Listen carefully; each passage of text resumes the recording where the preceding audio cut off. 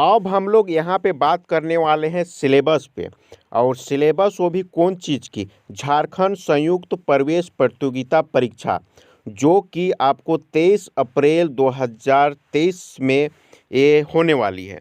तो ये 2023 में जब होने वाली है तो इसमें क्या सिलेबस है, कितने क्वेश्चन होंगे, कितने अंकों के लिए होंगे, कितने अंक काट लिए जाएंगे, ये सारे चीज़ों पे यहाँ पे हम लोग बात करने वाले हैं। तो यहाँ पे अगर हम लोग बात करें तो आप यहाँ पे देखिए 10 नंबर पे, है ना, 10 नंबर पे यहाँ पे देखिए तो प्रवेश परीक्षा का सिलेबस एवं मार्किंग, प्रतियोगिता परीक्षा का प्रश्न बहुवैकल्पिक एमसीक्यू तथा कुल 100 अंकों की होगी।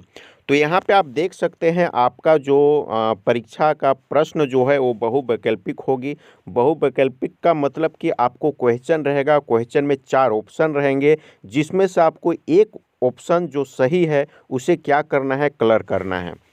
और ये जो है वो 100 अंकों की होगी। प्रत्येक प्रश्न 1 अंक का होगा तथा प्रत्येक गलत जवाब के लिए 0.25 अंक काट लिए जाएंगे। तो आपका जो प्रश्न है वो प्रत्येक प्रश्न का जो वैल्यू है वो 1 नंबर का है।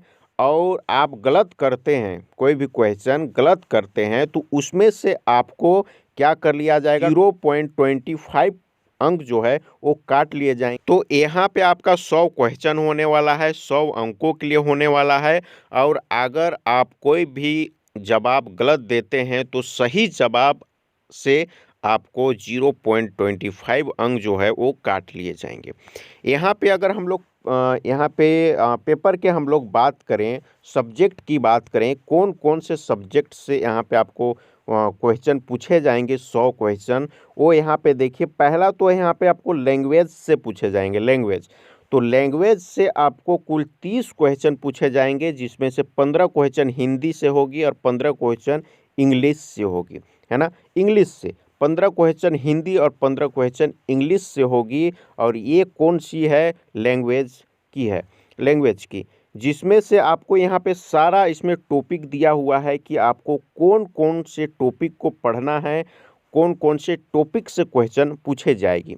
तो ये टॉपिक को आपको देख लेनी है और इसी टॉपिक से आपको तैयारी करनी है, ताकि आपकी लैंग्वेज की जो यहाँ पे सब्जेक्ट है, लैंग्वेज की जो पेपर है, उसमें आप क्या कर सके, सारे क्वेश्चन को क्लियर कर सके।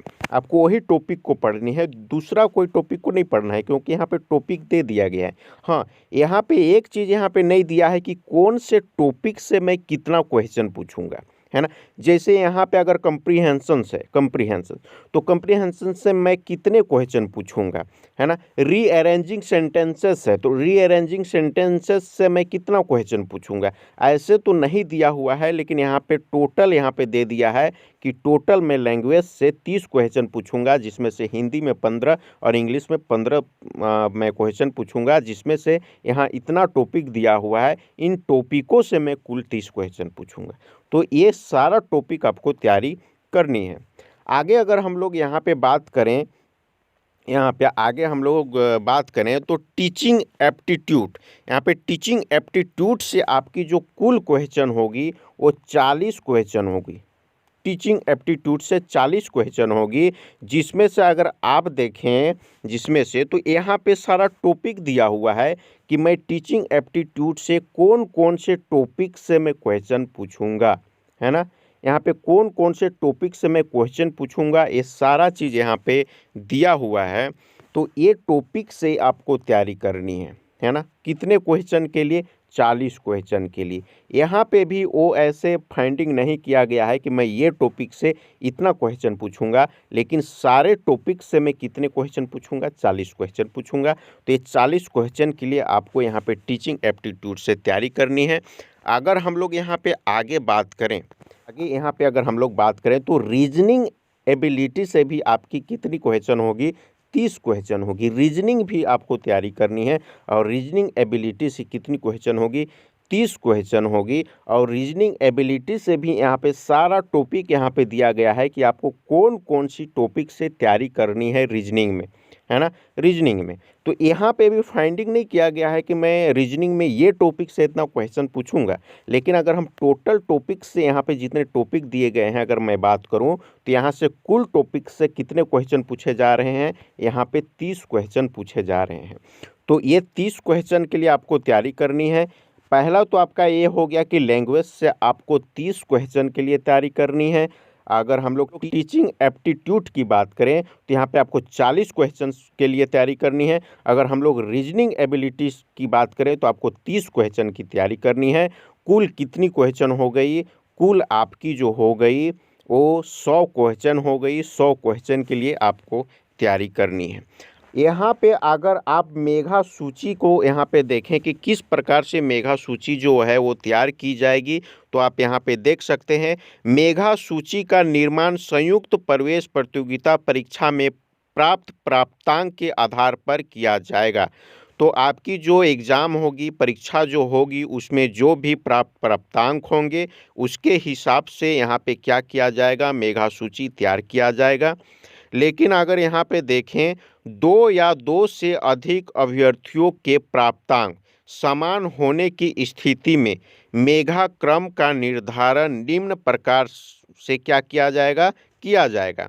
तो पहला जो है यहाँ पे जो प्रकार है उसमें देखिए अर्हक परीक्षा के प्राप्तांक प्रतिशत।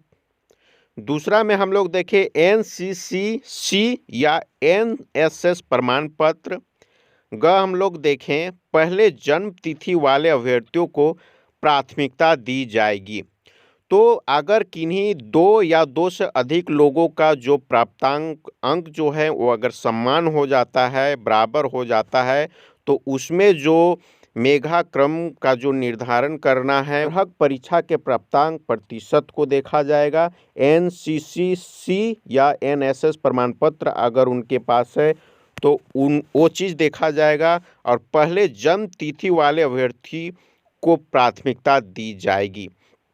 तो ये कुछ निर्धारित उनकी क्या है निम्न प्रकार हैं जिनसे अगर किन्हीं का 2 या 2 से अधिक का अगर बराबर अंक यहाँ पे आ जाता है तो ये है आपकी क्या सिलेबस। तो ये सिलेबस को आपको ध्यान में रखते हुए, इन टॉपिकों को ध्यान में रखते हुए आपको झारखंड संयुक्त प्रवेश प्रतियोगिता परीक्षा की तैयारी करनी है ताकि आपकी अच्छी खासी नंबर आए और आपको झारखंड से बीएड करने का क्या हो मौका मिले। तो इस वीडियो में इतना ही। आपको उम्मीद करता हूं कि आपको यह वीडियो अच्छी लगी होगी, आपको पूरी सिलेबस जो है वो समझ में आई होगी। अगर अच्छी लगी है, समझ में आई, तो वीडियो को लाइक कीजिए। और हमारे चैनल में आप नए हैं और अब तक हमारे चैनल को सब्सक्राइब नहीं किए हैं तो नीचे दिख रहे सब्सक्राइब बटन पे क्लिक करके सब्सक्राइब कर लीजिए। साथ ही बेल आइकन पे क्लिक करके ऑल पे क्लिक कर लीजिए ताकि इस प्रकार का जब भी हम लोग इस चैनल पे वीडियो लेके आएँ तो उस वीडियो का नोटिफिकेशन आपके पास जाए और उस वीडियो को आप उस समय क्या कर सकते हैं, देख सकते हैं। तो आज के लिए इतना ही, इस वीडियो में इतना ही। फिर से आपसे मुलाकात होगी अगले वीडियो में। तब तक के लिए आपका बहुत बहुत धन्यवाद। आपका दिन शुभ हो।